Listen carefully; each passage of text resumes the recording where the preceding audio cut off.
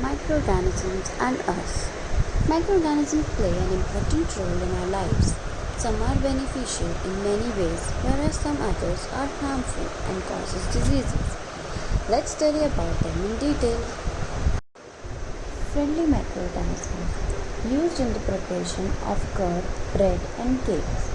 Curd contains several microorganisms, out of which the bacterium Lactobacillus promotes the formation of curd. It multiplies in milk and converts it into curd.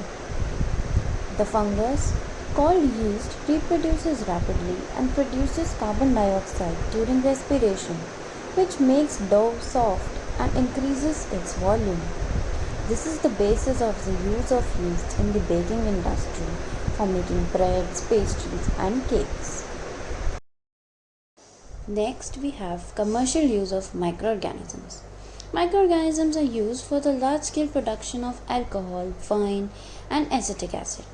Sugar is converted into alcohol by yeast, and this process is known as fermentation. Do you know Louis Pasteur first discovered fermentation in 1857? Next, we have medicinal use of microorganisms. Whenever you fall ill, the doctor may give you some antibiotic tablets, capsules, or injections. The source of these medicines are microorganisms. These medicines kill or stop the growth of the disease causing microorganisms. Such medicines are called antibiotics. Streptomycin, tetracycline, and erythromycin are some of the commonly known antibiotics which are made from fungi and bacteria. The antibiotics are manufactured by growing specific microorganisms and are used to cure a variety of diseases. Under this, next is vaccines. Have you ever wondered why are children and infants given vaccination? Well, vaccines are dead or weakened microbes introduced into the body to produce antibodies. These antibodies protect the body from disease-causing microbes. Diseases like cholera, typhoid, smallpox, and hepatitis can be prevented by vaccination. These days, vaccines are made on a large scale from microorganisms to protect human and other animals from several diseases. Another use of microbes is increasing soil fertility. Some bacteria and blue-green algae are able to fix nitrogen from the atmosphere to enrich soil with nitrogen and increase its fertility. These microbes are commonly known as biological nitrogen fixers.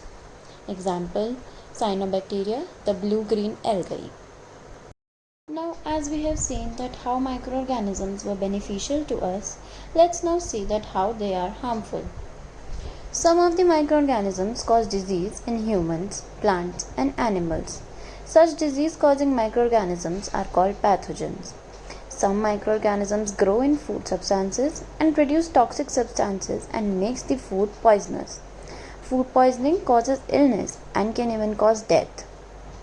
Some microorganisms spoil materials like clothing, leather, wood, etc. Disease-causing microorganisms in humans.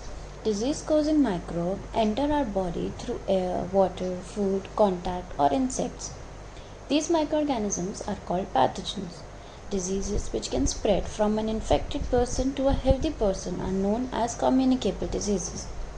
Example, cholera, common cold, and chickenpox. Below is the image showing how they spread.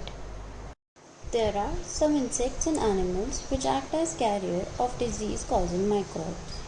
Housefly is one such example. They sit on the garbage or animal excreta.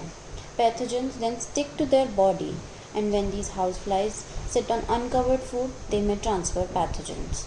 So it is advisable to always keep food covered and avoid consuming uncovered items of food.